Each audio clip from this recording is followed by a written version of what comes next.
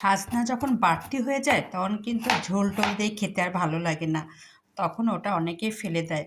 এই জন্য আপনারা ফেলে দিবেন না। এই বাড়তি সাজনা দিয়ে অনেক স্বাদের একটা ভর্তা করা যায়, যেটা আমি করছি। এই দেখুন, আমার এই বাড়তি সাজনাটাকে আমি আগে পুড়িয়ে নিয়েছি। পুড়ে নেওয়ার পরে এইভাবে আমরা বাড়তি সাজনার ভিতর থেকে বের করে নিচ্ছি।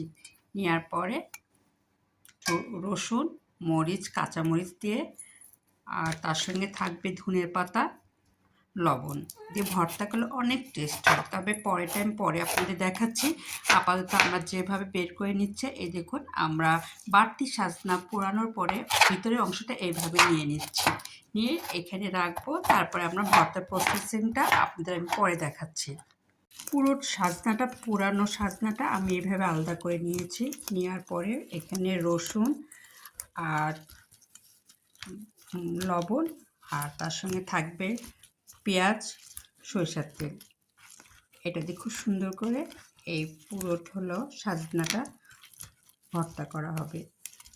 অলরেডি তার প্রসেসিং চলছে। আপাতত রসুন, কাঁচামরিচ আর লবণ দিয়ে হাতে ওটাকে ডলানো হচ্ছে।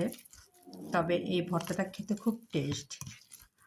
সাজনা যখন খুব পেকে যায়, আপনারা ফেলে না দিয়ে এইভাবে ভর্তা করে খেতে পারেন।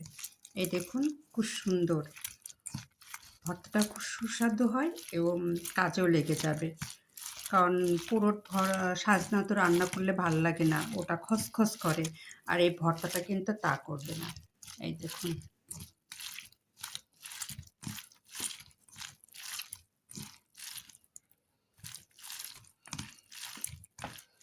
আমাদের রাতে আজকে আমরা এটা দিয়ে ভাত খাবো। তার সঙ্গে ঈদের একটু মাংস আছে, ডাল আছে। আজকে রাতের খাবারটা আমাদের হেভি হবে। আর আজকের আমাদের সবচেয়ে প্রিয় ভর্তা হলো সাজনার ভর্তা। আর সেই সাজনাটা আমি কিভাবে ভর্তাটা করেছি আপনাদের তো প্রথম থেকে আমি দেখিয়েছি, আর এখনও দেখাচ্ছি যে আসলে কিভাবে করা হচ্ছে। এভাবে পুরা মেখে ওকে পুরা নরম করার পরে এখানে আমি এখন শুধু সরিষার তেল আর কাঁচামরিচ, পেঁয়াজ দিব। পেঁয়াজ দিয়ে আবার একটু মাখায় নেব। আপাতত এখানে কিছু নেই, আছে রসুন, কাঁচামরিচ আর লবণ। এটা দিয়ে সুন্দর করে মাখানো হলো। মাখানোর পরে আর দেওয়া হবে এখন কাঁচামরিচ, না সরি, হলো পেঁয়াজ আর সরিষার তেল।